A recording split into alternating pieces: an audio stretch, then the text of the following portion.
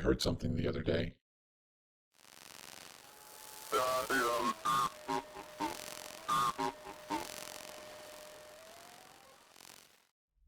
A turn of phrase is the very thing it describes. A shorthand, a colloquialism, a euphemism. To express something without expressing the thing itself. An agreed method of conveying a meaning with seemingly random words. Spilled the beans, sick as a dog, went out with a bang. And the oft misunderstood, blood is thicker than water. All language communicates. Therefore, all languages communicate. A philologist I am not, yet there is a certain formation I have observed to be present in all the various forms used to exchange ideas. Sharing the idea without sharing the idea itself. At this point, you must ask yourself whether the idea you currently hold in your mind is the same idea that I have communicated.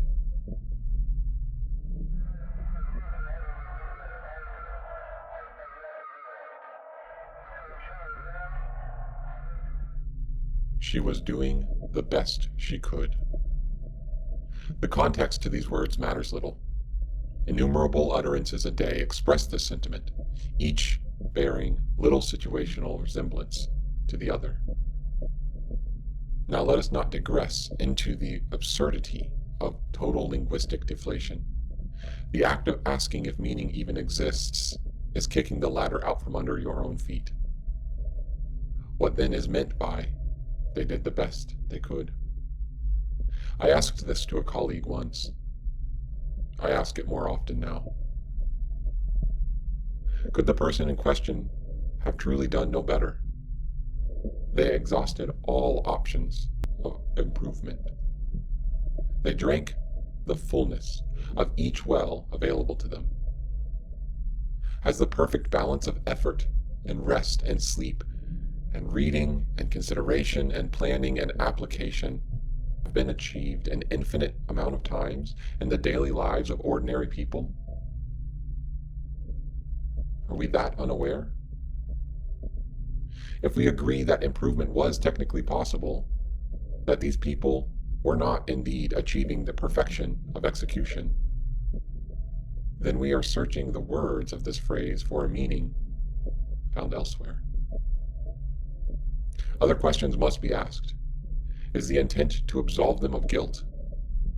Are we confusedly saying that sufficient effort was put forth to meet some basic standard? What is that standard that we are appealing to?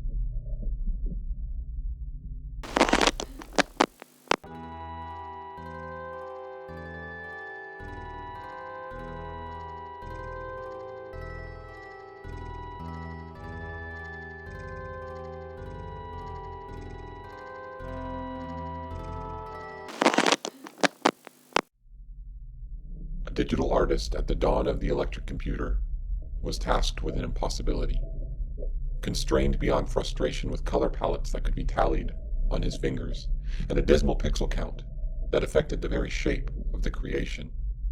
They were charged with transforming concepts drawn in detail by hand into compressed sprites without losing the original vision. Despite the unbreakable chains of data limitations, any child from the late 20th century can tell you the clarity with which they saw their hero move about on the screen. Every aspect of the artist's vision, somehow, shining forth brilliantly in the adolescent mind. What is not present can be communicated. This is a truth known by anyone who has bitterly said, "Yeah, but I know what he meant." If a person has really done everything possible, what despair have we placed on them with this simple phrase? You did the best you could. Is it a comfort to say there was no possibility for improvement? Here you sit in your disappointment, your failure, this state of chaos.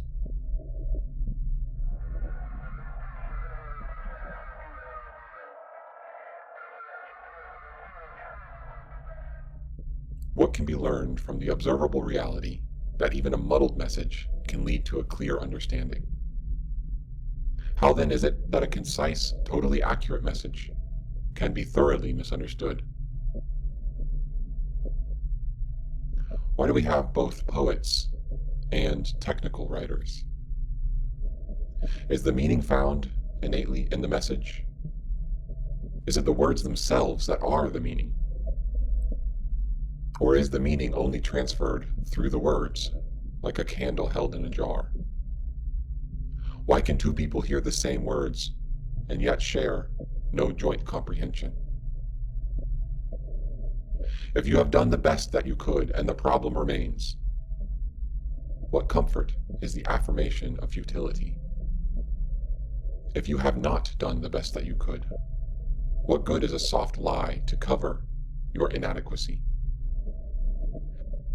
Perhaps you need a friend who speaks a better word than that of the spilled blood of your own effort, a better word that is true unto itself.